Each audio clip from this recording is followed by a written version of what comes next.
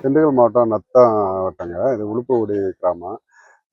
இந்த வேட்டகரசாமி வந்து 4ஆம் நூற்றாண்டை சேர்ந்த ஒரு வரலாறு. அதில் வந்து அவர் இங்கே நடுகல்லுன்னு சொல்லுவாங்க. அது அந்த வட்டெழுத்தில் வந்து அவங்களோட வரலாறுலாம் அங்கே இருக்குது.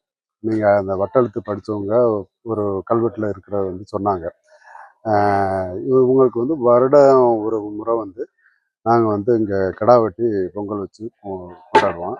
இது சமவந்தி போசனம் மாதிரி அத்தனை மக்களுக்கும் ஆண்கள் மட்டும்தான் நைட்டில் கும்பிடுவோம். ஆனால் பகலில் வந்து எல்லாத்துக்குமே அந்த உணவு பொருள்களை வந்து கொடுப்போம். அவங்க எல்லாரும் வீட்டில் போய் பயன்படுத்திப்பாங்க. இது என்னோட விவரம் தெரிஞ்ச காலத்துலேருந்து இது தொடர்ந்து நடந்துக்கிட்டு இருக்கு. இது கிட்டத்தட்ட இந்த உணவு வந்து ஒரு 10,000 பேருக்கு மேலே சாப்பிடுவாங்க. இது வந்து கிடா வெட்டி கும்பிடுற சாமிங்க.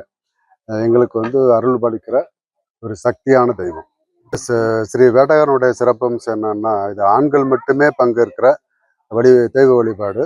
நைட்டு 1:30 மணி அளவில் வந்து எங்களோட படையல் போட்டு சாமி கும்பிடுவோம்.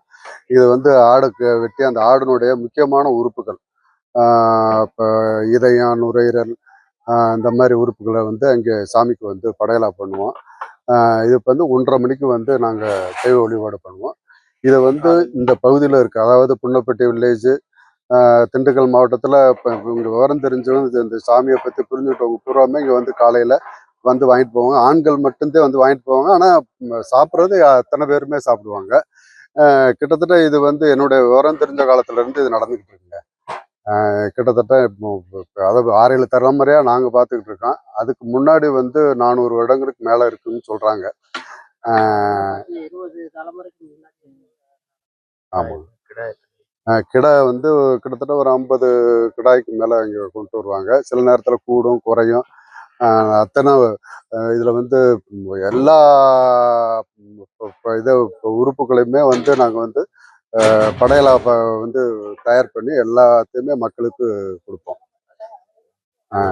அரிசி வந்து கிட்டத்தட்ட 700 படி வந்து நாங்கள் போடுவோங்க.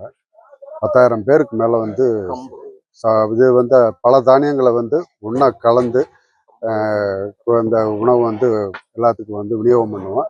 இதில் வந்து இப்போ ஜாதி மதங்கிற பாரபட்சம்லாம் எதுவுமே இருக்காது. எல்லாத்துக்குமே கொடுப்போம் நாங்கள். அதை எல்லாருமே இது வந்து சக்தியான தெய்வம் கொடுக்குற பிரசாதம்னு சொல்லி சந்தோஷமாக வாங்கிட்டு போவோம்.